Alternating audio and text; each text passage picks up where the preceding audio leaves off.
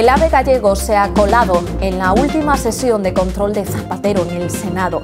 El presidente del Gobierno ha insistido en que estará operativo en el año 2015 y ha querido precisar más. Casi la mitad de la línea de alta velocidad se pondrá en marcha el próximo mes de diciembre.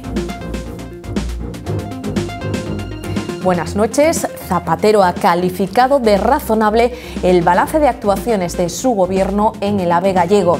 En otro escenario político, en el Parlamento, hoy se aprobaba el techo de gasto.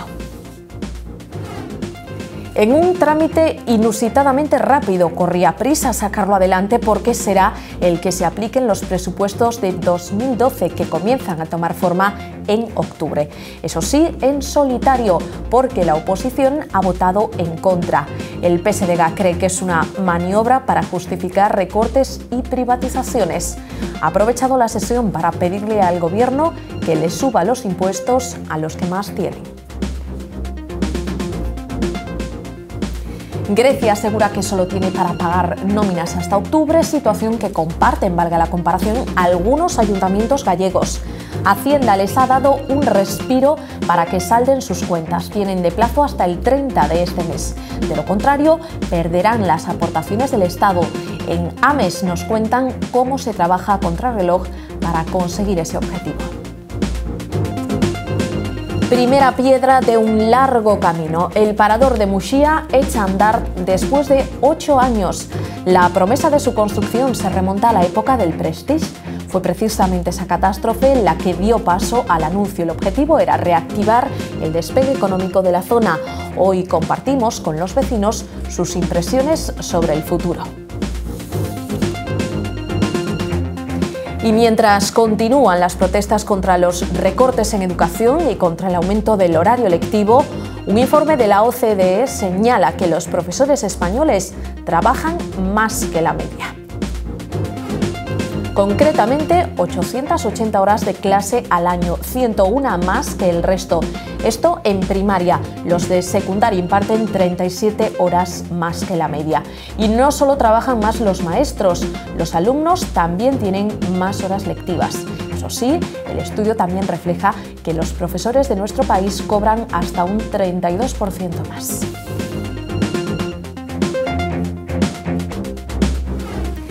Francia y Alemania se alían para salvar a Grecia de la hecatombe.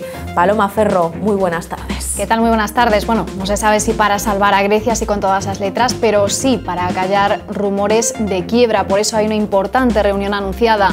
La canciller alemana y el presidente francés mantendrán mañana una videoconferencia con el primer ministro griego, Yorgos Papandreou, para tratar la crisis de deuda helena, que se ha convertido, como saben, en la crisis de toda la eurozona. Si Grecia estornuda, Europa se resfría, y es lo que ha ocurrido hoy en forma de volatilidad en la bolsa y de repuntes preocupantes de las primas de riesgo, especialmente la española y la italiana. El país trasalpino ha pagado para colocar deuda pública el precio más alto desde que se unió al euro. En este contexto, invertir en bolsa puede no resultarles lo más apetecible, pero son muchos los ahorradores que se suman cada día a la aventura, un paso que supone beneficios, pero que también implica riesgos. De la mano de un experto les desvelamos todas las claves y también les daremos trucos para economizar en la cesta de la compra. Y es que, según el dato del IPC que hemos conocido hoy, los alimentos siguen aumentando de precio, por eso nos hemos ido al súper y carro en mano hemos comprobado cuánto podemos ahorrar apostando por las marcas blancas. Luego se lo contamos en el Tiempo de Economía, Lucía. Muy bien, Paloma, pues nos vemos luego en los pasillos de las tiendas para hacer esa compra. La actualidad deportiva nos deja hoy la imagen de un ganador que vive su mejor racha, Djokovic. Pablo Carballo, muy buenas, me consta que tú también viste ese partido, nos acostamos bastante tarde, pero valió la pena. Hemos trasnochado, al final ha ganado Djokovic, ha perdido solo un partido en todo el año, está espectacular el serbio, pese a la raza que ha demostrado Nadal, que ya está en España, luego lo vamos a ver. Tenemos Champions también en un ratito, hablaremos de boxeo, en nuestro tiempo dedicado al deporte, con invitado también aquí en nuestros estudios, pero lo decías, Lucía, Novak Djokovic, el serbio, es el número 1 del mundo y lo ha demostrado Rafa Nadal. Nada pudo hacer, cayó derrotado en la final del US Open en 4 sets. Ya está en España. Veremos el mensaje que ha dejado Rafa a través de la red a sus seguidores, también su llegada a Córdoba, donde se ha reunido con sus compañeros para disputar la Copa Davis. Han visto el partido, tanto Feliciano López como David Ferrer. Luego escuchamos cómo han recibido a Rafa Nadal. Y ha empezado hoy el Pantin Classic en Valdoviño, muy cerca de Ferrol. 155 surfistas de lo mejor del continente europeo se dan cita en Galicia durante el próximo fin de semana. Las cámaras de V Televisión se han colado en esa jornada de arranque. Y me decía Lucía que le gustaba el patinaje. Hoy le vamos a presentar el Freeline Skate. Se trata de un monopatín dividido en dos, imagínenselo, sin tabla, pero con posibilidad de hacer auténticas virguerías. Esto y mucho más lo vemos en el tiempo del deporte, dentro de un ratito.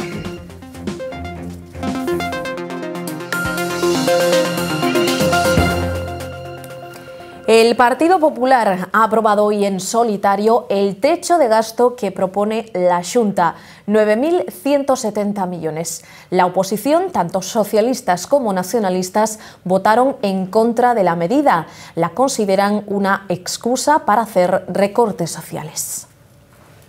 El objetivo de la Xunta es incluir el techo de gasto en los presupuestos de 2012, que se elaborarán en octubre. El tiempo corre en contra, de ahí que la medida haya sido aprobada en el Consello del jueves y solo 4 días después en el Parlamento. La consellera defendió hoy en el hemiciclo el límite de gasto no financiero. Según Marta Fernández Currá, se trata de una medida imprescindible para crear estabilidad en los mercados y en las cuentas públicas. Un límite construído sobre un delicado equilibrio entre as necesidades e as nosas posibilidades. Neste momento fixamos as posibilidades con prudencia e realismo. El PSDG votó en contra. Los socialistas gallegos acusan a la Xunta de utilizar el techo de gasto como una justificación para los recortes sociales y la privatización y animaron al gobierno de Núñez Feijóo a subir los impuestos a los más pudientes. Para apoiar o rigor, a estabilidade das contas, estaremos. Pero para dar cobertura aos recortes do Estado do Benestar non nos van a topar. Los nacionalistas recriminaron a la Xunta la falta de políticas activas para mejorar la economía. Non sei se con estas políticas vostedes gañan credibilidade diante dos mercados internacionais, pero hai unha cousa que sí lle aseguro: perden credibilidade ante os galegos e as galegas. A pesar de la oposición de PSOE y BNG, los votos del PP sacaron adelante el techo de gasto, todo lo contrario a la reforma del estatuto que propone el PSDG y que se quedó en nada por los votos en contra de los populares.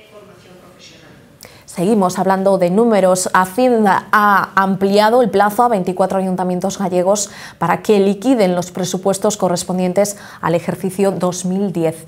La fecha límite es el 30 de este mes. Será entonces cuando tengan que saldar sus cuentas o perderán las entregas que les corresponden por su participación en los ingresos del Estado. El alcalde de Ames nos ha contado hoy lo duro que es componer este puzzle cuando el tiempo se le viene encima. A pesar de la ampliación del plazo concedida por el Gobierno, el Concello de Ames se encuentra en una situación crítica. Están trabajando a contrarreloj para liquidar los presupuestos del 2010 a tiempo. Se está traballando por parte dos servicios económicos, por parte dos funcionarios e os traballadores da intervención municipal en quendas de tarde para poder sacar esa contabilidade e chegar ao último día a finais deste mes de setembro con esa liquidación. Les quedan 17 días para presentar las cuentas, un margen que desde el Concello ven estrecho, además de inmerecido, ya que los fondos han sido heredados. Eu entendo que ese é o marxen que temos, ese é o marxen tan estreito que nos acaba de dar o Ministerio inxustamente a este Concello, debido pois a ese traspaso e debido a ese cambio de goberno neste Concello. ¿Qué puede pasar si no llegan a tiempo? Si non chegamos a tempo, pois teríamos problemas para facer pagos, porque hai que ter en conta de que a nómina dos traballadores neste Concello é unha nómina moi grande. Los 400.000 euros que suponen las entregas del Estado son vitales para las arcas amaenses. Por ese motivo no descansarán. Esperamos, pois, canto antes, si pode ser o día 25, que non sea o día 30, ter presentadas esas contas e así que o Ministerio non nos teña que reter eses 400.000 euros que che comentaba, que son fundamentais para a liquidez deste Concello. La cuenta atrás ya ha comenzado para Ames. Y mientras los ayuntamientos se toman un leve respiro para hacer frente a sus pagos, en Lugo la cuenta atrás de una nueva edición del San Froilán llega acompañada de polémica. Los festejos costarán 50.000 euros menos que el año pasado. La crisis es la culpable. Una decisión que parece bastante razonable y que, sin embargo, no se ha encontrado con el beneplácito de todos los lucenses. Los operarios municipales ya han comenzado las labores de instalación de las tradicionales casetas. Faltarán otras cosas, pero a buen seguro que no faltará el pulpo. En Lugo se respira tensión entre los vecinos porque este año se va a invertir menos en su gran fiesta, pero también entre los socios de gobierno que empiezan a manifestar públicamente sus discrepancias. Y eso que solo han pasado 3 meses desde la firma del pacto de investidura. El problema, la peatonalización de las calles de la ciudad. Los nacionalistas creen que el alcalde, Orozco, ha vulnerado un acuerdo entre ambos al permitir la entrada de coches con niños a 2 colegios ubicados en una zona delimitada para peatones. Su primera gran crisis derivará en una mesa de negociación. Nos propios momentos onde executamos ou onde creamos este acordo tamén decidimos dotarnos de un organismo ou de un órgano por si había algún tipo de problemas destas características, que é a Comisión de Seguimento do Pacto. Creemos, para nós, é un feito importante, salientável este incumprimento. Isto non pode, por favor. Cos problemas que hai na cidade, pode representar isto un grave problema? No, pero baixo o meu punto de vista, non. Ahora, se alguén o ve, non teño inconveniente en tamén comprendelo, poñerme do outro lado e chegar a acordos. Xa verá como se chega a acordos. No son los únicos políticos que tienen desavenencias. En Vigo, las asambleas del PSOE no son una balsa de aceite, sino el escenario donde se ponen en evidencia las tiranteces entre unos y otros. El llamado sector crítico del partido denuncia irregularidades en la votación que ha colocado a Carmela Silva como candidata al Congreso por Pontevedra. En caso de ser elegida, Silva sumaría su cargo a los de portavoz en el Senado y concejala de urbanismo. Una acumulación de poder que rompe con la máxima abanderada por Pachi Vázquez de un nombre, un cargo. Ayer asistimos a una asamblea y él realmente es el presidente, y hay que recordárselo, de todos los militantes del partido, no solo de una parte. Entonces ayer su intervención, desde el punto de vista como militante, deja mucho que desear cuando un presidente actúa parcialmente.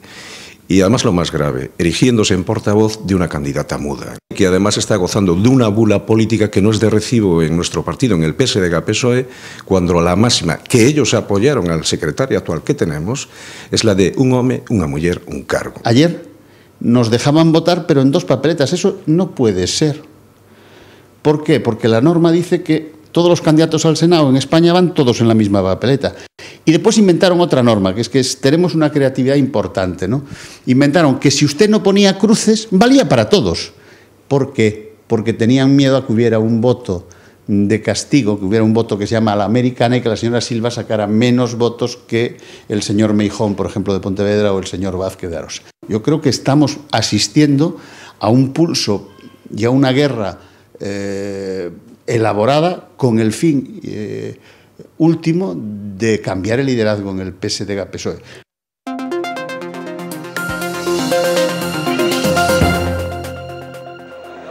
Señorías, tomen asiento, por favor.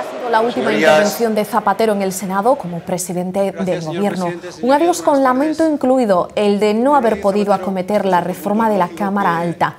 Un objetivo que ha situado en la próxima legislatura. Deseo que comparte, por cierto, el portavoz del Partido Popular, Pío García Escudero. Ambos protagonizaron un duelo bastante más amable que en otras ocasiones, quizás por el sabor de la despedida, incluso con elogios y agradecimientos varios.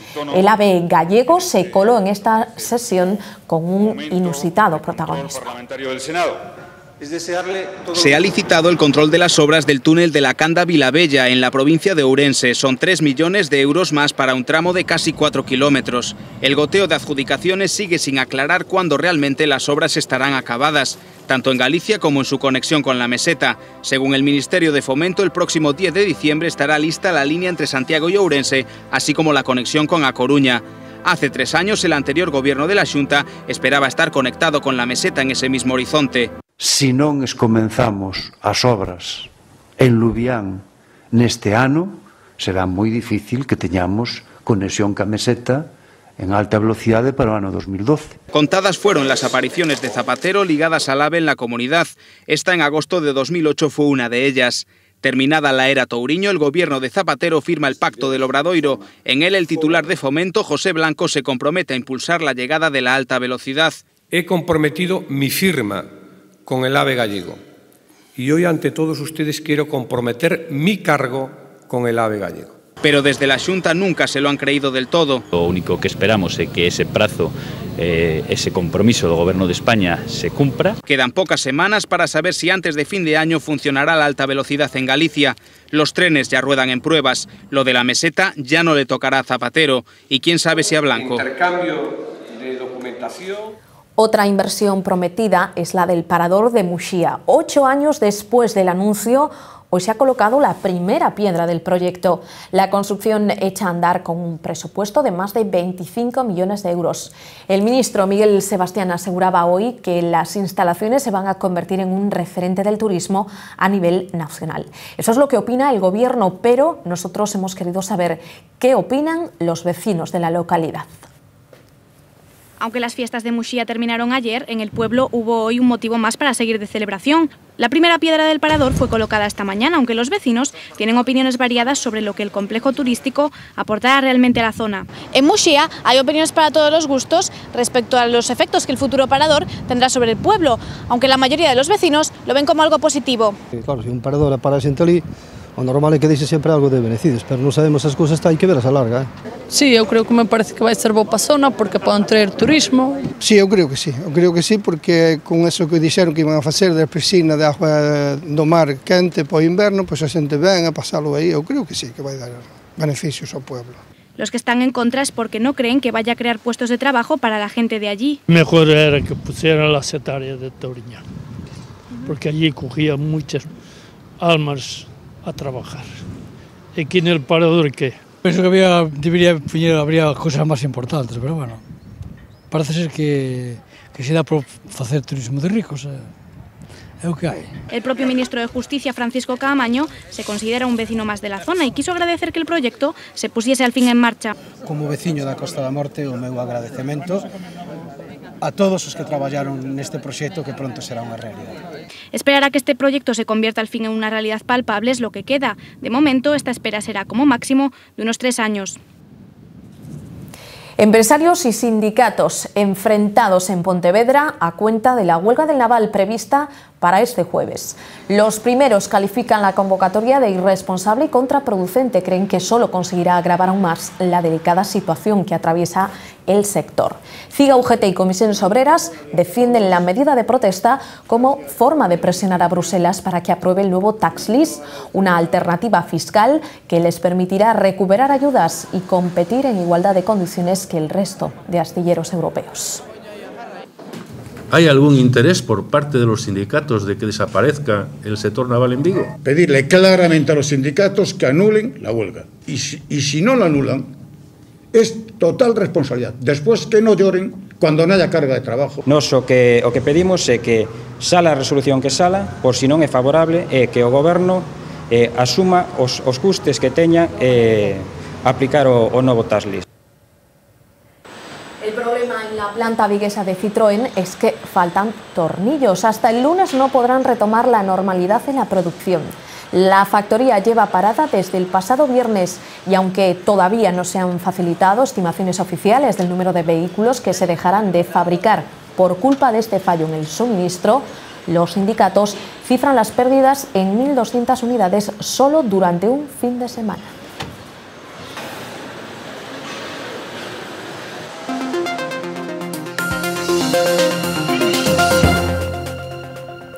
Después de la polémica levantada a raíz de las declaraciones de Aguirre, eso de que los profesores españoles trabajaban menos que la media, hoy un informe sobre educación elaborado por la OCDE dice todo lo contrario. Los maestros españoles imparten más horas de clase que el resto de países más desarrollados, aunque también cobran más. Según este estudio, en nuestro país los profesores imparten en primaria 100 horas más que la media, aunque estas horas se distribuyen en menos días. Los sueldos, sin embargo, son un 32% más altos que los de otros trabajadores con formación equiparable. Por último, ya seguimos con la clase. Lo toman mediante pulmón. En el ámbito internacional, la guerra en Afganistán suma hoy un nuevo y trágico capítulo. 4 agentes de policía habrían muerto tras el ataque de un comando talibán a la embajada de los Estados Unidos y a una sede de la OTAN en Kabul. Ha sido un ataque coordinado de los insurgentes que han utilizado misiles contra ambas infraestructuras. Este atentado vuelve a poner de relevancia los problemas de seguridad que se viven en la capital afgana, ya que la zona se consideraba hasta ahora segura. Según testigos presenciales, los talibanes se atrincheraron en un edificio cercano antes del intercambio de disparos y el lanzamiento de misiles. Las inundaciones son la principal preocupación en Pakistán, donde el monzón no da tregua. Han muerto 175 personas y otros 5 millones están afectados. En la provincia de Sindh, 20 distritos han quedado totalmente anegados. Las cosechas se dan por perdidas y los ganaderos estiman que han perdido 8.000 reses. También hay inundaciones en Tailandia, pero aquí no preocupa el agua, sino los cocodrilos. Policía y voluntarios intentan dar caza en las afueras de la localidad turística de Pattaya a un número indeterminado de reptiles que se han escapado de una granja. De momento han conseguido capturar a 22 ejemplares. El resto anda suelto. เพราะว่าจริงๆแล้วประเทศไทยไม่ใช่แค่คนกรุงเทพมหานครกลุ่มเดียวแต่ว่าไม่ควรจะผลักภาระให้กับคนกลุ่มอื่นๆได้รับความเสียหาย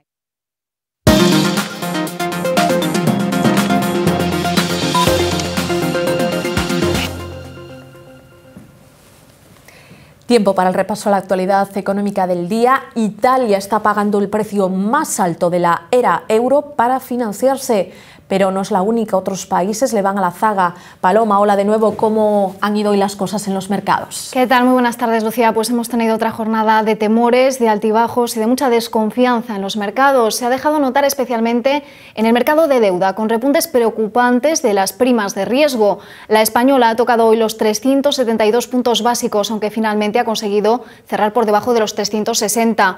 Más grave ha sido la escalada de la prima de riesgo italiana, que ha superado por momentos los 400 puntos. Recordemos que la prima de riesgo es el sobrecoste que piden los inversores para comprar la deuda de un país con respecto a la alemana, la considerada más segura. Por tanto, cuanto más sube, más tiene que pagar un país para financiarse en los mercados. Por eso, Italia ha tenido que pagar hoy los intereses más altos de toda su historia en el euro para vender deuda a 5 años. Y en las bolsas ya ven, han vuelto los números verdes tras el batacazo de ayer, aunque la jornada también ha sido complicada, ha estado marcada por la volatilidad. Las plazas europeas empezaban en verde, caían tras la apertura y recuperaban las ganancias de cara al cierre. A la cabeza de esas ganancias ha quedado el IBEX 35 con un avance del 2,53% en los 7.834 enteros. La crisis griega deja un día volátil en las bolsas, marcado por el efecto contagio. Si esta mañana el presidente de Estados Unidos, Barack Obama, hacía referencia que de continuar el acoso de los mercados, España e Italia seguirían el camino de Grecia, el mercado de deuda le ha dado la razón. La prima de riesgo de Italia superó los 400 puntos básicos y la de nuestro país se situó por encima de los 358.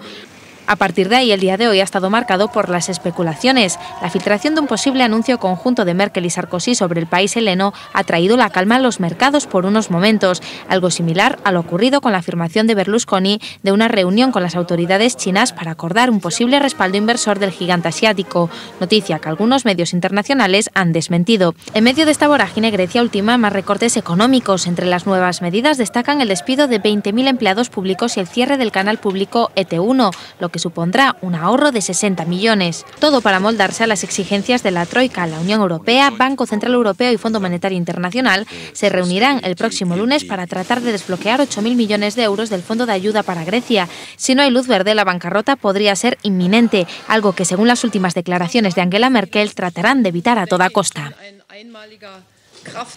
El que sí tiene un nuevo tramo de ayuda garantizado es Portugal. Una misión del Fondo Monetario Internacional ha aprobado el ajuste acometido por el país vecino en los primeros 3 meses de préstamo. Así que da el visto bueno a la liberación de una nueva partida de ayuda por valor de 3.900 millones.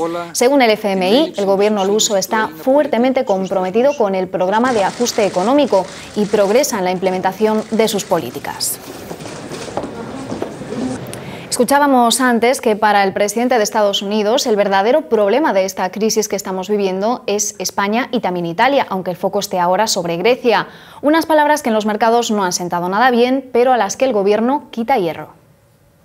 Obama se refiere que hay que evitar el contagio a los países europeos, mencionando como países con riesgo de contagio Italia y España, pero en absoluto le han dado, yo creo, la connotación.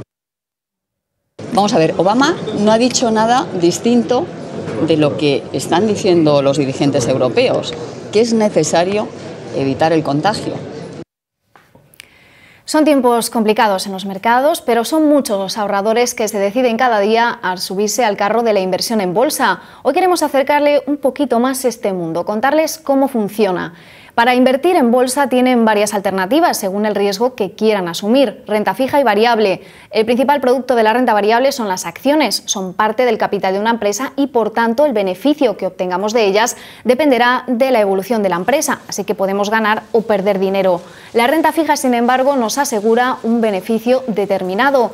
El inversor se convierte en prestamista de una empresa a cambio de un interés fijo que cobra después de un periodo de tiempo ya pactado. Como ven, hay productos más seguros que otros y decimos seguros con cautela porque invertir siempre implica un riesgo. Por eso lo mejor, antes de dar un paso adelante, es consultar con un experto. Nosotros hemos estado en un banco de inversión para que se hagan una idea de las posibilidades que existen. Invertir implica riesgo y arrojo, pero también, y como decimos en nuestra tierra, sentidiño.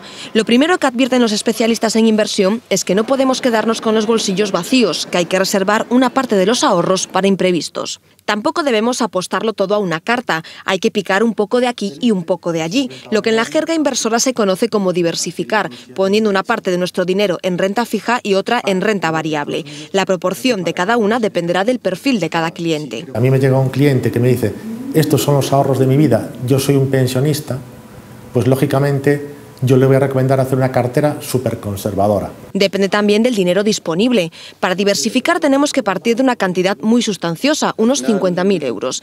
Pero con menos de 5.000 euros ya hay opciones. Los fondos de inversión son muy recomendables. Que nos permite dirigir nuestras inversiones hacia cualquier país, hacia cualquier divisa, hacia cualquier sector, hacia cualquier actividad económica o empresarial, sin necesidad de tener grandes patrimonios.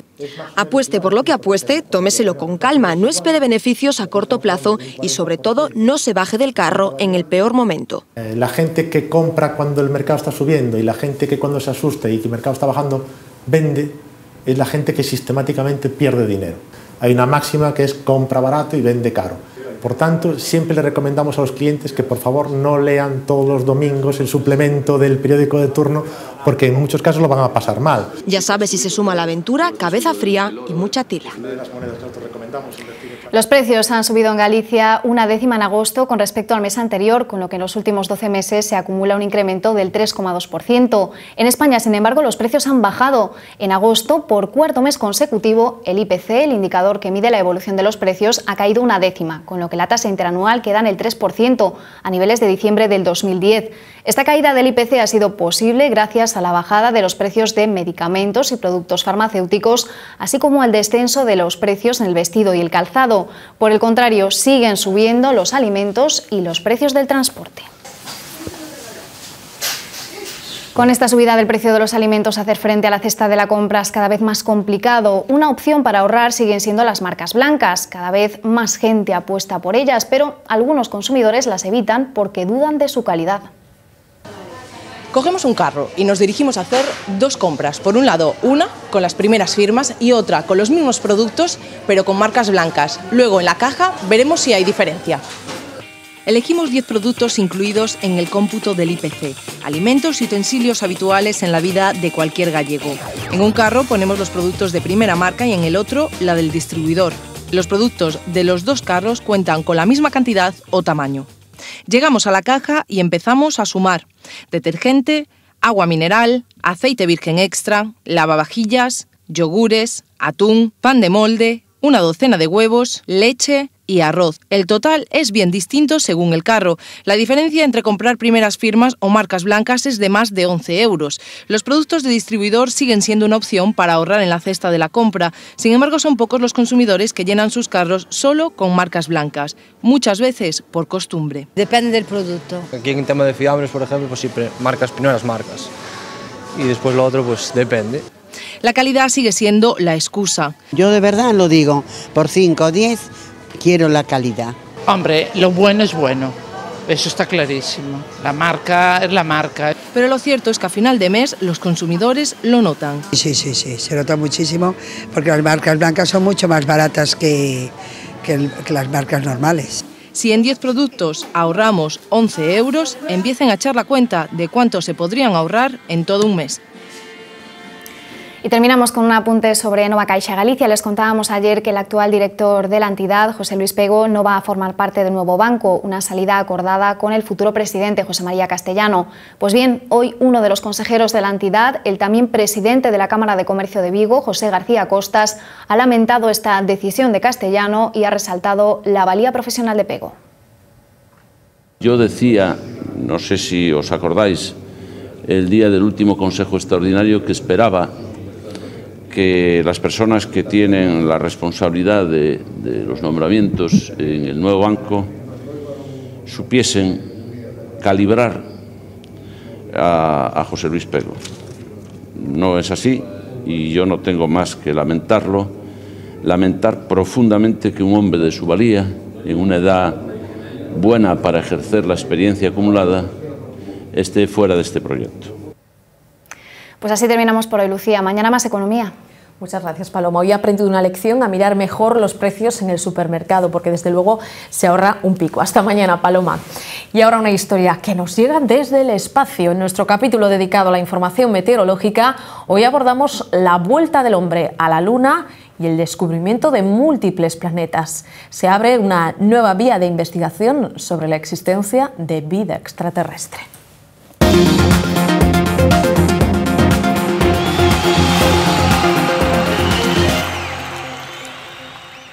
8:40, hablamos de deportes y para eso está con nosotros Pablo Carballo. Muy buenas, Pablo. Hola, Lucía. Hoy antes hablábamos de tenis, ahora empezamos hablando de fútbol, porque dentro de nada comienza otra vez competición de Champions con dos representantes españoles. Pues sí, apenas 5 minutitos con el Valencia y con el Barça, que juega ante el Milán, Liga de Campeones, que arranca otra vez. Que no va a estar Ibrahimovic, por cierto. No, es una de las cuestiones, además, que traía mucho morbo su vuelta a Barcelona y no va a estar. Ha hablado del Guardiola. Vamos a ir por partes. Antes nos quedamos en A Coruña porque el partido ante el filial del Barça ha traído muy malas consecuencias para la enfermería del Depor. 3 de sus futbolistas han tenido que pasar hoy reconocimiento médico en el Hospital Santa Teresa y su concurso para el próximo choque ante el Sabadell está más que en duda. Ayoce con un esguince, Saúl y Pablo Álvarez con problemas en los isquiotibiales serán baja casi segura. De hecho, Pablo no pudo ni terminar el partido en el miniestadio. Y lo podía haber hecho bien, lo que pasa es que bueno, esos 10 últimos minutos pues no pude porque rompí ahí atrás y al final tuve que dejar el equipo con 10. Así que estamos teniendo mala suerte en ese aspecto, muchos problemas musculares, a ver si nos recuperamos pronto y los que están en la enfermería pues también, que pronto estén a disposición del técnico y los que están pues seguro que van a poder sacar estos partidos que vienen ahora adelante. Y lo decía Lucía, en un instante arranca la Liga de Campeones, juega el Valencia en Bélgica y el Barça recibe al Milán, que llega sin Ibrahimovic. El morbo se ha ido diluyendo por la ausencia del sueco, que salía del Fútbol Club Barcelona en plena guerra abierta con su técnico Pep Guardiola, aunque escuchando al entrenador uno ya no sabe ni qué pensar.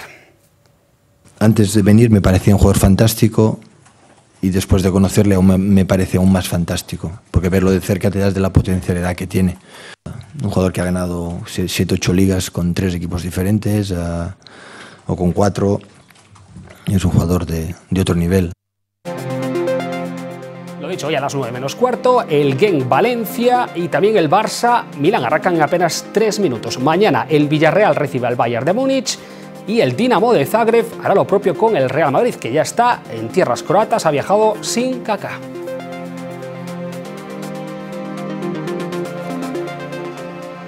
peleó como un titán y ha acabado rendido ante la evidencia. Novak Djokovic es actualmente el mejor tenista del mundo, ha perdido solo un encuentro en lo que va de año y le ha vuelto a ganar a Rafa Nadal. Lo hizo en 4 sets por 6-2, 6-4, 6-7 y 6-1. Es el 10º título de la temporada para el serbio, el primero en el US Open y la 6ª final consecutiva en la que se impone al tenista español. Nadal mantuvo la garra hasta el final. Rafa dejaba sus impresiones tras el partido a través de su Facebook en el mismo vestuario del US Open. Buenas a todos, chicos. Bueno, aquí estoy aún en el vestuario del Open de Estados Unidos después de haber perdido. Pero bueno, también tengo que decir que he luchado hasta el final, he hecho todo lo que he podido. Por momentos las cosas han ido bien, por momentos no tan bien. Pero bueno, me voy satisfecho con el torneo que he hecho y ahora solo me queda seguir trabajando, seguir luchando hasta conseguir el objetivo de ser mejor para tener más opciones de ganar este tipo de partidos y como siempre en estos momentos muchísimas gracias a todos por apoyarme y un abrazo. Y ahí lo ven en su regreso. Parece que llega a Córdoba detenido, pero no es más que el dispositivo policial que acompañaba a Rafa, que esta tarde se unía precisamente a sus compañeros de la Copa Davis, que también ha estado pendientes del compromiso de Rafa en la final del US Open. Esto nos contaba. Fue un partido muy bueno, muy duro físicamente y la verdad que bueno, felicitar a Djokovic por el gran tenis que hizo, porque sin duda Rafa lo dio todo, estuve a punto, pero bueno, Djokovic está en un momento increíble. Estaba jugando contra un jugador que este año ha perdido un partido en todo el año y yo creo que a veces en el deporte uno hace lo que puede y cuando el rival juega mejor, pues nada, no queda otra que felicitarle e intentar mejorar para la próxima vez. Yo creo que el partido de Rafa fue bueno. Hay muchas maneras de promocionar el deporte, no se pierdan esta con el boxeo. Son 2 de los mejores del panorama internacional que han terminado cantando. El próximo 12 de noviembre en Las Vegas va a ser una de las peleas más importantes de la temporada. El mexicano Juan Manuel Márquez y el filipino Manny Pacquiao se presentaban en una especie de operación triunfo de esta guisa ante la audiencia solo para atraer la atención de cara a ese combate.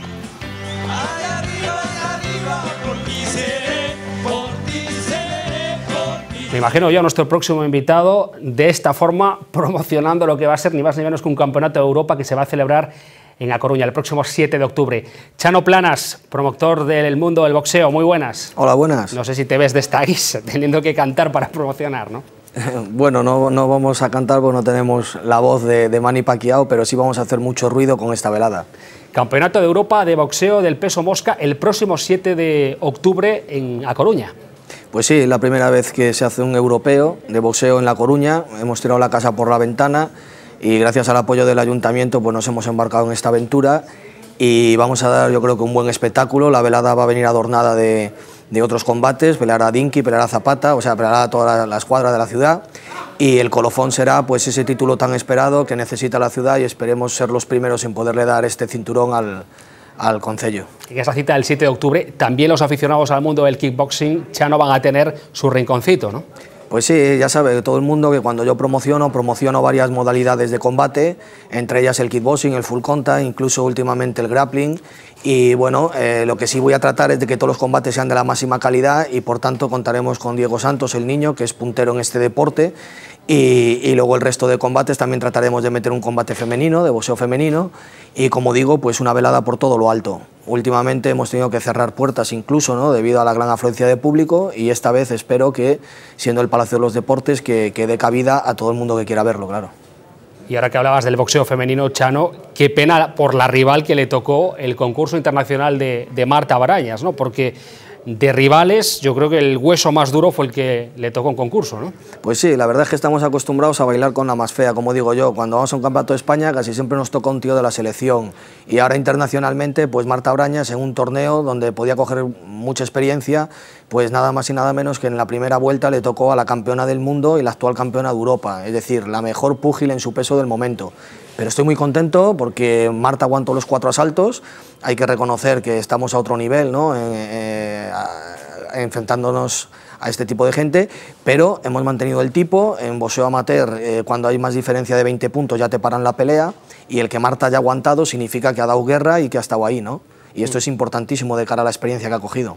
Hablando de experiencia, también tenemos cantera, que en este deporte siempre viene bien, e incluso varios deportistas que han estado con la selección española, una especie de concentración, alguno con oportunidades de quedarse. No, es que uno ya se va a quedar, es decir, hubo una concentración hace 2 semanas en Madrid y fueron seleccionados varios chicos de toda España, y entre ellos 3 chicos de La Coruña, ¿no?, que fueron los únicos representantes de Galicia, y de ellos uno se va a quedar seguro, ya lo ha llamado el seleccionador Manuel Verdonce y Rafael Lozano, el medallista olímpico, para que se incorpore en breve a la selección, y el otro va a estar a prueba 1 año en enfrentamientos internacionales, que es Guido Lanzavecchia, y bueno, de 3 hemos logrado colar 2 en el equipo olímpico, o que a uno le hagan un seguimiento, y creo que es una cosa bastante importante, ¿no? Mucha gente siempre nos relaciona con el profesionalismo y nosotros trabajamos muchísimo la base.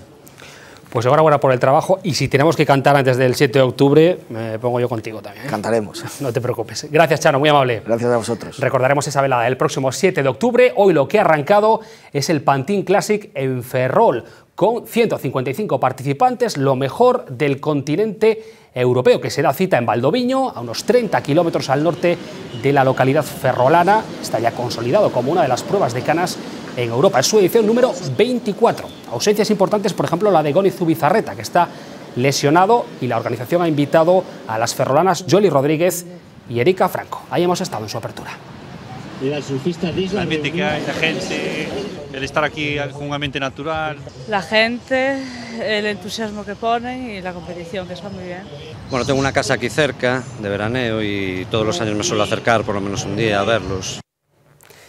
Y me decía Lucía estos días que le gusta mucho el patinaje, por eso hemos buscado una modalidad distinta y que está muy de moda en Estados Unidos, en parte de Europa e incluso en el mundo oriental. Se llama el freelance skate, es un objeto, ahí lo ven, de patinaje montado como si dividiéramos, para entendernos, un monopatín por la mitad. Los skates no están conectados el uno al otro y no tienen tabla. Las ruedas están colocadas en línea, pues de la misma manera que un monopatín, tienen un cierto ángulo para que se pueda producir el giro y así hacer virguerías como las que están viendo.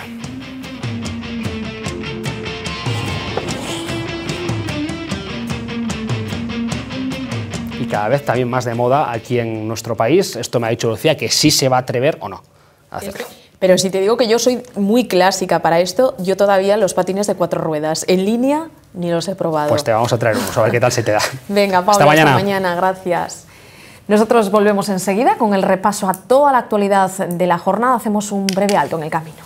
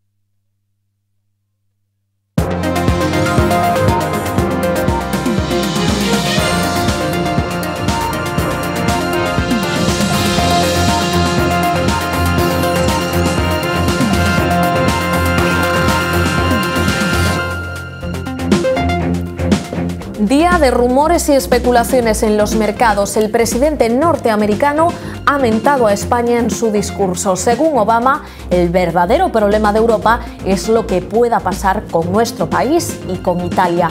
Una declaración, ya lo podrán suponer, ha generado el pánico en los mercados. Desde el gobierno de Zapatero han intentado quitarle hierro.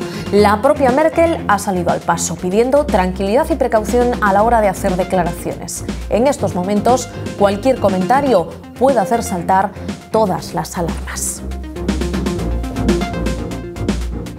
Buenas noches. Continúa el temporal en los mercados, una tormenta perfecta que parece no tener fin. Hoy la prima de riesgo en Italia ha llegado al máximo desde que se creó el euro. Aquí en España, última comparecencia de Zapatero ante el Senado, uno de los protagonistas ha sido el AVE gallego. Es este, el gobierno que presido, con la anterior ministra y con ahora un ministro gallego, en efecto, con José Blanco, el gobierno que ha hecho el impulso definitivo para que Galicia tenga la alta velocidad. Eso es así y quedará así en la historia. Ya lo han oído, Zapatero insiste en que el AVE pronto llegará a Galicia. Asegura que en 2015 la conexión de nuestra comunidad con Madrid estará lista. El presidente ha resaltado que si hay un gobierno que se ha volcado con Galicia, ese ha sido el suyo. Muxía está hoy de celebración y no es para menos. Llevaban 8 años esperando las obras del Parador, una maqueta que está más cerca de convertirse en realidad porque se ha colocado la primera piedra. Un primer paso dentro de un pobre balance. ¿Qué opinan los vecinos? ¿Creen que servirá para relanzar la economía de su localidad? Les escucharemos. 105 ayuntamientos gallegos no presentaron a tiempo sus cuentas del 2010. Tenían de plazo hasta julio. Hacienda acaba de anunciar que les da un pequeño margen. El ultimátum del Ministerio de Economía termina dentro de 17 días.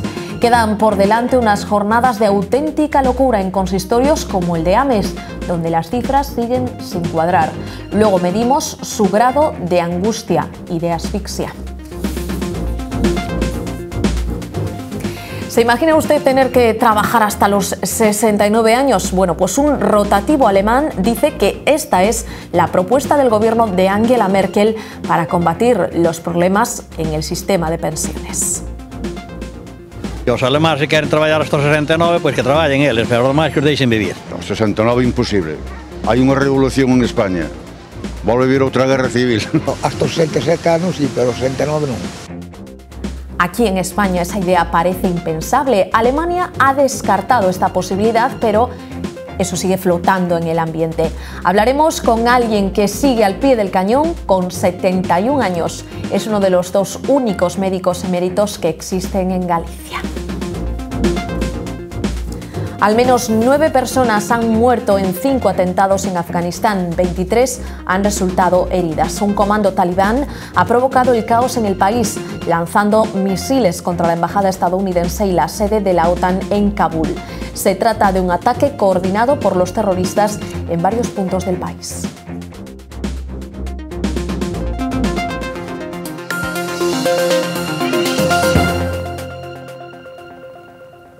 Grecia continúa en el punto de mira de los mercados tras un lunes negro. El temor a un posible contagio ha sido además extendido por el propio presidente de los Estados Unidos. Obama ha activado las voces de alarma al asegurar que el mayor problema es lo que puede llegar a suceder en España e Italia.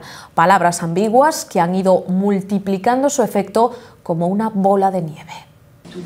La suspensión de pagos en Grecia es lo más parecido a la crónica de una muerte anunciada, y es que son muchos los que lo dan por hecho. Esta mañana las principales plazas europeas se despertaban con las terribles palabras del presidente de Estados Unidos. Barack Obama insinuaba que lo peor todavía está por llegar si los mercados siguen arremetiendo contra España e Italia, una afirmación que desde el gobierno español se han esforzado en matizar. Está preocupado por el riesgo de contagio de la situación de Grecia, como lo estamos todos. Vamos a ver, Obama no ha dicho nada distinto de lo que están diciendo los dirigentes europeos, que es necesario evitar el contagio. Tranquilizadoras también fueron las palabras de Angela Merkel. La canciller alemana ha pedido a sus compañeros de gobierno que eviten especulaciones para no alimentar los rumores sobre la posible quiebra del país heleno, un país en el que los recortes son todo un suma y sigue. Hoy se ha decidido el despido de 20.000 empleados públicos y el cierre del canal público ET1, lo que ayudará a ahorrar unos 60 millones de euros. Con este panorama, durante el día de hoy la volatilidad se ha instalado en las bolsas, cerrando la española con subidas de 2,5 puntos y en la cota de los 7.834 puntos. Hoy la deuda italiana ha batido récords. Italia ha pagado por la compra de su deuda a 5 años el nivel más alto desde el nacimiento del euro. Una subasta que se produce en un día en el que la prima de riesgo italiana superó los 400 puntos básicos. Berlusconi se encuentra hoy en Bruselas para analizar su último plan de ajuste. Desde allí ha pedido que Europa hable con una voz única para defender a nuestra moneda. Con la intención de dar una buena imagen a los mercados, el Parlamento gallego ha dado hoy luz verde al techo de gasto en nuestra comunidad. El Partido Popular ha aprobado en solitario un límite no financiero situado en 9.172 millones. Galicia será la primera comunidad del Estado en elaborar sus presupuestos con un tope legal. Votos afirmativos 38, votos en contra 37. Queda pois aprobado este límite de gasto por 38 votos a favor. La mayoría parlamentaria de los populares ha permitido al presidente de la Xunta ser el primer dirigente en aprobar un techo de gasto. Neste momento fixamos as posibilidades con prudencia e realismo. PSOE y BNG votaron en contra porque consideran que el techo de gasto ampara los recortes sociales. Non sei se con estas políticas vostedes gañan credibilidade diante dos mercados internacionais, pero hai unha cousa que si lle aseguro: perden credibilidade ante os galegos e as galegas. Para apoiar o rigor, a estabilidade das contas, estaremos. Pero para dar cobertura aos recortes do Estado do Benestar non nos van a topar. Tampoco se encontraron PP, PSOE y BNG en la propuesta de los socialistas para reformar el estatuto. Porque creemos que pode ser moi útil para resolver moitos dos problemas que temos e que están contribuindo a agudizar a crise en Galicia. El BNG votó a favor de la reforma, pero la considera inoportuna. Que unha arma, unha munición o suficientemente valiosa como para non desperdiciala de calquera maneira. El PP asegura que la crisis ha puesto al estatuto en un segundo plano. Para distraer a atención sobre o que agora nos debe de preocupar cando estamos ao borde do abismo, segundo Felipe González, para iso non nos vai a topar. Los votos en contra del PP impidieron al PSOE abrir el debate. El próximo 30 de septiembre, 24 ayuntamientos gallegos tendrán que rendir cuentas de sus gastos. Si no llegan a tiempo, perderán las entregas que les corresponden por su participación en los ingresos del Estado. Uno de esos ayuntamientos que se encuentran al límite es Ames. Hoy nos han contado cómo viven en medio de esta carrera contrarreloj. 17 días, ese es el tiempo que tiene el Concello de Ames para liquidar los presupuestos del 2010 si quiere seguir recibiendo las entregas del Estado. Esperamos, pois, canto antes, se pode ser o día 25 que non sea o día 30, ter presentadas esas contas e así que o Ministerio non nos teña que reter eses 400.000 euros que che comentaba que son fundamentais para a liquidez deste Concello. La situación es crítica y están trabajando sin descanso para llegar a tiempo, y es que se juegan las nóminas de los empleados del consistorio. Se non chegamos a tempo, pois teríamos problemas para facer pagos, porque hai que ter en conta de que a nómina dos traballadores neste Concello é unha nómina moi grande. El alcalde acepta la situación y se enfrenta a ella día a día, aunque recalca que se encuentran en este punto por la gestión del anterior gobierno. A xente tamén ten que darse conta que, de que a situación é moi desfavorable, que temos unha situación económica herdada moi complicada e por eso o que facemos é un chamamento ás outras administracións, neste caso a Xunta de Galicia, para que nos bote unha man. Mientras tanto, se comprometen a seguir manteniendo los servicios básicos. Vamos a seguir mantendo os servicios básicos, vamos a seguir mantendo os servicios de conciliación. Creo que Ames é un concello que pioneiro en servicios de conciliación. Para Ames ya ha empezado la carrera contrarreloj. Los precios han vuelto a subir en agosto en nuestra comunidad, una décima con respecto al mes anterior.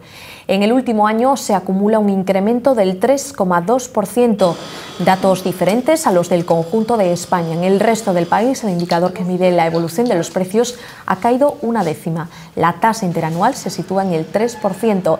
Gran parte de la culpa de esta bajada de precios la tiene la caída de los medicamentos y del vestido y el calzado. Por el contrario, siguen subiendo los precios del transporte y sobre todo de los alimentos. Cada vez cuesta más hacer la cesta de la compra. Cogemos dos carros en un supermercado y nos disponemos a hacer dos compras. Una de ellas con artículos de primera firma y la otra con los mismos pero de marcas blancas. Elegimos 10 productos habituales en todos los hogares, todos ellos del mismo tamaño. Llegamos a la caja y sumamos. Detergente, agua mineral, aceite virgen extra, lavavajillas, yogures, atún, pan de molde, una docena de huevos, leche, y arroz. La diferencia entre estos dos carros es de 11,27 euros. Las marcas blancas siguen demostrando que todavía se puede ahorrar en la cesta de la compra. De todos modos, la desconfianza sobre la calidad hace que muchos consumidores no se atrevan a probar todos los productos. Yo más bien gasto lo conocido. O sea, aquí en tema de fiambres, por ejemplo, pues siempre marcas, primeras marcas. Y después lo otro, pues depende. Por ejemplo, si son para la niña, suelo comprar marcas.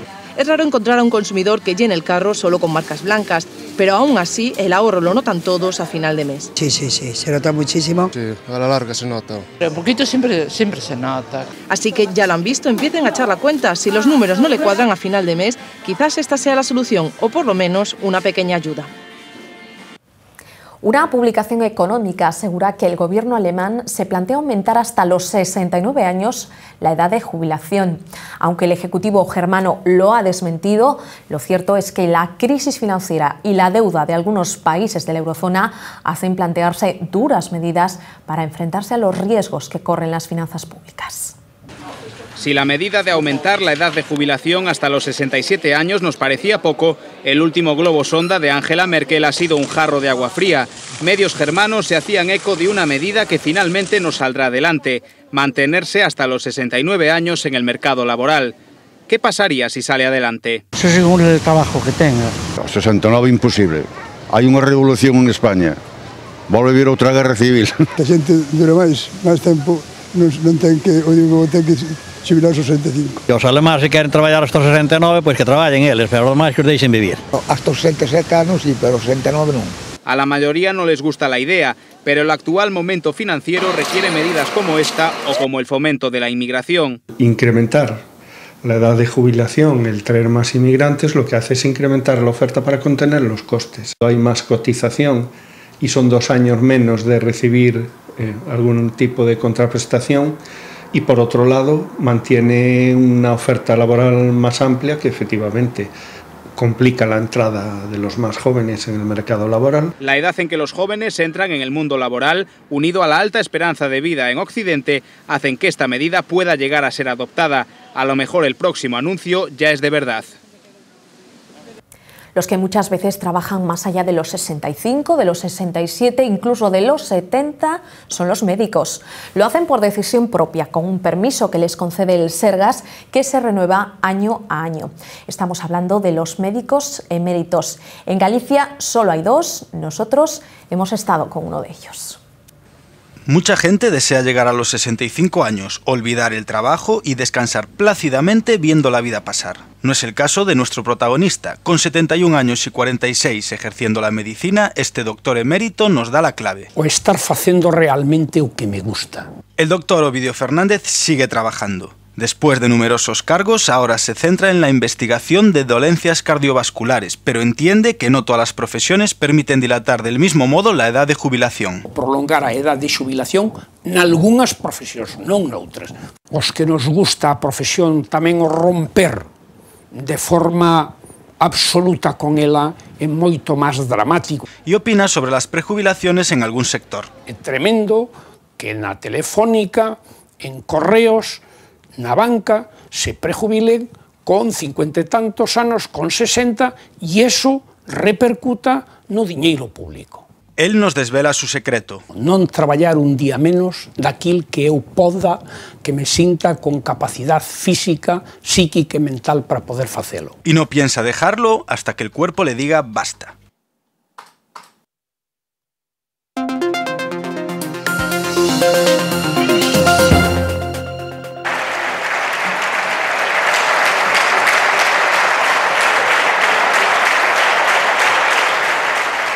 Era la última vez que Zapatero comparecía en el Senado.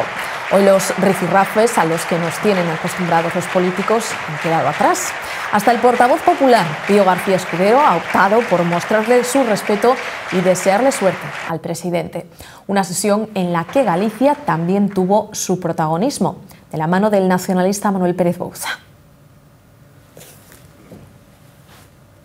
Y es que en su última intervención en la Cámara Alta, Zapatero habló del AVE gallego. Por primera vez de la boca del presidente salió una fecha. Si las inversiones siguen al ritmo actual, Galicia y Madrid estarán conectadas por la alta velocidad en 2015. Desde el año 2004, el Gobierno ha tenido un compromiso muy marcado con el desarrollo de las infraestructuras con Galicia. En lo que representan los anales de estas dos legislaturas es que es el Gobierno que presido, con la anterior ministra y con ahora un ministro gallego, en efecto, con José Blanco, el Gobierno que ha hecho el impulso definitivo para que Galicia tenga la alta velocidad. Eso es así y quedará así en la historia. Se ha licitado el control de las obras del túnel de la Canda-Vilabella en la provincia de Ourense. Son 3 millones de euros más para un tramo de casi 4 kilómetros. El goteo de adjudicaciones sigue sin aclarar cuándo realmente las obras estarán acabadas, tanto en Galicia como en su conexión con la meseta. Según el Ministerio de Fomento, el próximo 10 de diciembre estará lista la línea entre Santiago y Ourense, así como la conexión con A Coruña. Hace 3 años, el anterior gobierno de la Xunta esperaba estar conectado con la meseta en ese mismo horizonte. Se non comenzamos as obras en Lubián neste ano, será moi difícil que teñamos conexión ca meseta en alta velocidade para o ano 2012. Contadas fueron las apariciones de Zapatero ligadas al AVE en la comunidad. Esta en agosto de 2008 fue una de ellas. Terminada la era Touriño, el gobierno de Zapatero firma el Pacto del Obradoiro. En él, el titular de Fomento, José Blanco, se compromete a impulsar la llegada de la alta velocidad. Podemos ratificar ese compromiso de que en torno a finales del año 2015 está garantizada la llegada de la alta velocidad. He comprometido mi firma con el AVE gallego y hoy ante todos ustedes quiero comprometer mi cargo con el AVE gallego. Pero desde la Xunta nunca se lo han creído del todo. Lo único que esperamos é que ese prazo, ese compromiso do Goberno de España se cumpra. Quedan pocas semanas para saber si antes de fin de año funcionará la alta velocidad en Galicia. Los trenes ya ruedan en pruebas. Lo de la meseta ya no le tocará a Zapatero. Y quién sabe si a Blanco. Intercambio de documentación, intercambio. En la Costa da Morte llevan 8 años esperando. Hoy el proyecto está más cerca de convertirse en realidad. Se ha colocado la primera piedra de lo que hasta ahora solo era una maqueta. El parador de Muxía fue una promesa del gobierno de Aznar después del hundimiento del Prestige. Al acto de hoy, celebrado en la playa de Lourido, han asistido los ministros Miguel Sebastián y Francisco Caamaño. Han insistido en que el nuevo complejo hotelero se convertirá en uno de los paradores más emblemáticos de toda España. Los vecinos de Muxía también esperan que sirva para atraer a los turistas. Aunque las fiestas de Muxía terminaron ayer, en el pueblo hubo hoy un motivo más para seguir de celebración. La primera piedra del parador fue colocada esta mañana, aunque los vecinos tienen opiniones variadas sobre lo que el complejo turístico aportará realmente a la zona. En Muxía hay opiniones para todos los gustos respecto a los efectos que el futuro parador tendrá sobre el pueblo, aunque la mayoría de los vecinos lo ven como algo positivo. Claro, si un parador para xente ali, o normal é que deixe sempre algo de beneficios, pero non sabemos as cousas, hai que veras a larga. Sí, eu creo que me parece que vai ser bo para a zona porque poden traer turismo. Sí, eu creo que sí, porque con eso que dixeron que iban a facer da piscina de agua do mar quente para o inverno, pois a xente ven a pasalo aí, eu creo que sí, que vai dar beneficios ao pueblo. Los que están en contra es porque no creen que vaya a crear puestos de trabajo para la gente de allí. Mejor era que pusieran la secretaria de Touriño, porque allí cogían muchas almas a trabajar. Aquí en el parador, ¿qué? Penso que habría cosas más importantes, pero bueno, parece ser que se dá por facer turismo de ricos. É o que hai. El propio ministro de Justicia, Francisco Caamaño, se considera un vecino más de la zona y quiso agradecer que el proyecto se pusiese al fin en marcha. Como veciño da Costa da Morte, o meu agradecemento a todos os que traballaron neste proxecto que pronto será unha realidade. Esperar a que este proyecto se convierta al fin en una realidad palpable es lo que queda. De momento, esta espera será como máximo de unos 3 años. En Vigo continúan las tensiones en el seno del Partido Socialista. Abel Caballero consiguió que saliese adelante la candidatura de su teniente de alcalde, Carmela Silva, para la lista del Congreso. Eso contra el mandato de Pachi Vázquez y su lema "una persona, un cargo". Los más críticos con el actual regidor hablan de falta de objetividad. Una persona, un cargo. Así rige la regla abanderada por Patxi Vázquez para evitar la acumulación de poderes institucionales. Pero a la máxima del secretario general de los socialistas gallegos le ha salido una excepción. La concejala de Urbanismo de Vigo y portavoz del PSOE en el Senado, Carmela Silva, es también ahora candidata al Congreso por Pontevedra. Así lo ha decidido la Asamblea Local del partido en una votación que ha vuelto a enfrentar a las dos caras del PSOE vigués. A la mayoría, liderada por el alcalde Abel Caballero, se opone un sector crítico que ha vuelto a denunciar serias irregularidades en el proceso de elección. Lo que no es de recibo es que a estas alturas de la vida, en pleno siglo XXI, no sepan lo que es una lista abierta. Y después inventaron otra norma, que es que tenemos una creatividad importante, ¿no? Inventaron que si usted no ponía cruces, valía para todos. ¿Por qué? Porque tenían miedo a que hubiera un voto de castigo, que hubiera un voto que se llama a la americana y que la señora Silva sacara menos votos. Mientras Silva guarda silencio ante la polémica, su máximo portavoz, Abel Caballero, mantiene el pulso al partido e insiste en que la candidata debe servir de excepción a la norma socialista. La dirección gallega está tardando mucho en posicionarse y colocarlo realmente en su sitio, que yo personalmente pienso que es fuera del partido. Para Carlos Príncipe y Antonio Chávez, ambos expedientados por la Ejecutiva Local del PSOE, este capítulo en las filas socialistas persigue un fin mayor. Lo que van es a cargarse a Vázquez. También han anunciado que impugnarán la elección de la candidatura por incumplir la normativa.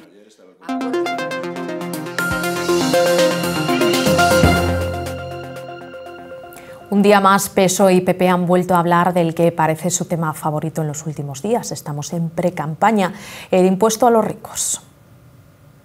Claro, si ahora el gobierno decide ponerlo, pues las comunidades pueden hacer una de estas dos cosas.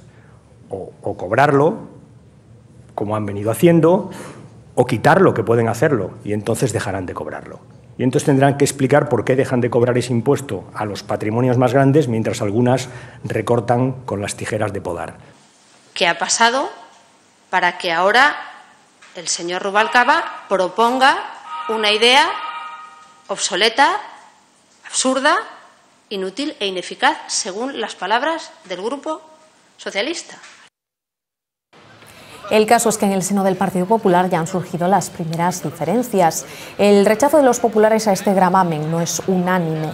El presidente valenciano, Alberto Fabra, asegura que su comunidad no recaudará este impuesto. José Antonio Monago, presidente de la Junta de Extremadura, les ha pedido a los ricos que den un paso al frente y colaboren en tiempos de crisis. Los profesores españoles trabajan más horas lectivas diarias que la media de la OCDE, de los países desarrollados. Eso sí, las distribuyen en menos días.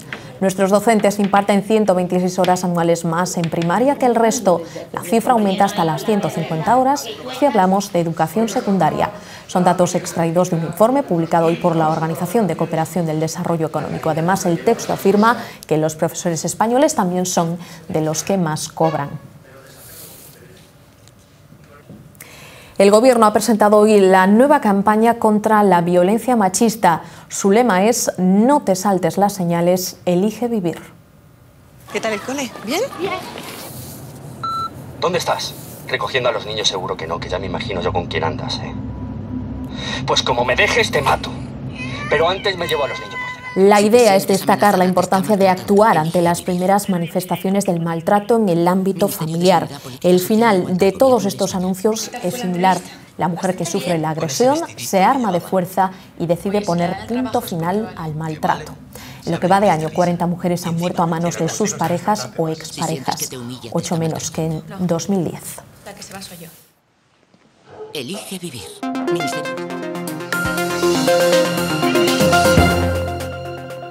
Un comando talibán ha perpetrado hoy 5 atentados en Afganistán que se han cobrado la vida de al menos 9 personas. Los talibanes han lanzado misiles contra la embajada estadounidense y la sede de la OTAN en Kabul. También han atacado varios edificios del gobierno afgano. Se trata de un ataque coordinado por los terroristas en varios puntos del país, en los que se han utilizado lanzagranadas, cinturones explosivos y armas automáticas. Las autoridades policiales del país han cifrado en 5 a los terroristas suicidas que han participado en estos ataques. La embajada española, que se encuentra en las inmediaciones de los edificios afectados, ha resultado intacta. Todo el personal se encuentra a salvo.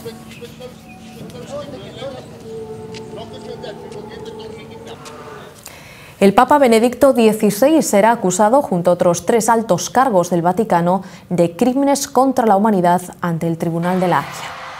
La querella ha sido presentada por un grupo de víctimas de abusos sexuales a raíz de los escándalos de pedofilia que han salpicado a la Iglesia Católica. Esos grupos alegan que los altos cargos del Vaticano toleraron múltiples abusos sexuales a menores. Adelanto de las elecciones en Venezuela. El Consejo Electoral ha decidido hoy convocar las presidenciales para el 7 de octubre del próximo año. No serán en diciembre, el mes en el que tradicionalmente se celebran los comicios en el país sudamericano. Hugo Chávez, que hoy precisamente declaraba que probablemente necesitará más quimioterapia para superar el cáncer que padece, aspira a un tercer mandato.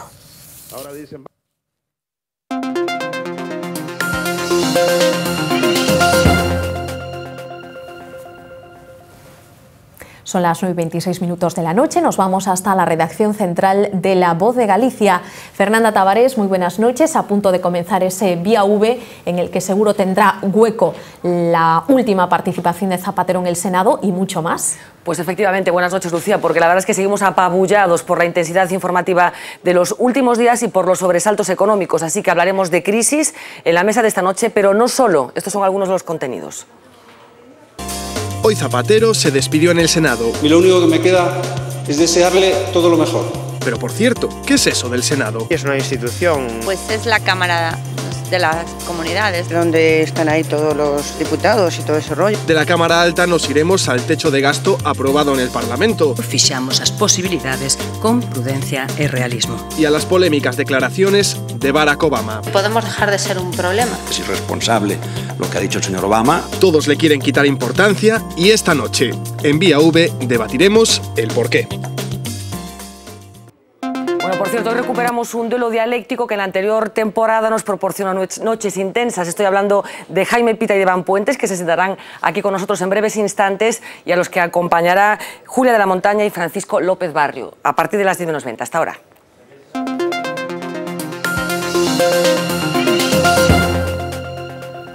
A nadie se le escapa que la paternidad le cambia a uno la vida, pero además parece que también afecta a la masculinidad. Según un estudio realizado en Filipinas, los niveles de testosterona de los varones se reducen cuando tienen hijos. Cada vez son más los padres que se encargan del cuidado de los hijos tanto como las madres, y parece que su organismo también está preparado para adaptarse a los cambios que supone la paternidad. De acuerdo con un estudio realizado en Filipinas, los niveles de testosterona de los hombres se reducen cuando tienen descendencia, pero la mayoría no se lo cree. Mentira. Soy padre y te digo yo que no es verdad. Hazme caso, es mentira. ¿Qué va? Eso no tiene nada que ver. La testosterona está ahí toda la vida. Yo creo que la testosterona, que vamos, que tiene que estar. Otra cosa es que no la utilicen. Yo creo que no, que aumenta. Más que nada durante el periodo de cuarentena. Aunque hay algunos que por si acaso ya descartan por completo la posibilidad de tener progenie. Tío, te está diciendo que pierdes testosterona, tío. Sí, tienes razón, eso es muy malo. Eso es muy malo, tío, hay que quitarse de eso. No vaya a ser que tu testosterona se vea afectada, ¿no? Prefieres no tener hijos. Exacto. Sin embargo, otros reiteran que no hay de qué alarmarse con la confianza que da la propia experiencia. Ah, de eso nada. La aumenta. Una maravilla. Según la sabiduría popular, después de la paternidad, la testosterona sigue actuando incluso con más fuerza. El famoso dibujo animado Bob Esponja podría generar problemas de aprendizaje en niños pequeños. Así se desprende de un estudio elaborado por la Universidad de Virginia que publica la revista Pediatrics. ¡Bob Esponja! ¡Listo para el rock and roll! El estudio, realizado a 60 menores de 4 años, recoge que los niños que visionaron un capítulo de Bob Esponja durante 9 minutos presentaron después una conducta acelerada y dificultades para atender. Sin embargo, los que vieron Caillou, una serie española mucho más tranquila, no tenían tantas dificultades de atención. Según los investigadores, las series con mucho ritmo y poco reales pueden tener un impacto negativo en el aprendizaje de los más pequeños de la casa. Punta, punta, pun, ¿qué es eso que huele mal? Solo cabeza con la forma de una punta. Punta, punta, punta, punta, punta, pum. Ya se acabó, no pienso decir más. La nueva campaña de Emporio Armani ya tiene a su musa particular. Esta vez la cantante Rihanna nos muestra su lado más sensual, vestida con lencería y vaqueros de la marca italiana. La cantante de 23 años no solo sorprende en los escenarios. La cantante Rihanna saca nuevo trabajo y no se trata de un disco. La de Barbados se ha lanzado a la moda y ya presume de ser la nueva chica Armani. Rihanna ha dejado a un lado su particular melena camaleónica para formar parte de la campaña de Armani Jeans. Rubia platino y más sexy que nunca, la artista luce sugerentes posturas con lencería y vaqueros. La cantante coge así el relevo que dejó la actriz Megan Fox y nada tiene que envidiarle porque supera el reto con nota. Atrás queda la campaña protagonizada por David y Victoria Beckham o la del jugador Cristiano Ronaldo. Por cierto, que la campaña tiene su versión masculina en el tenista Rafa Nadal.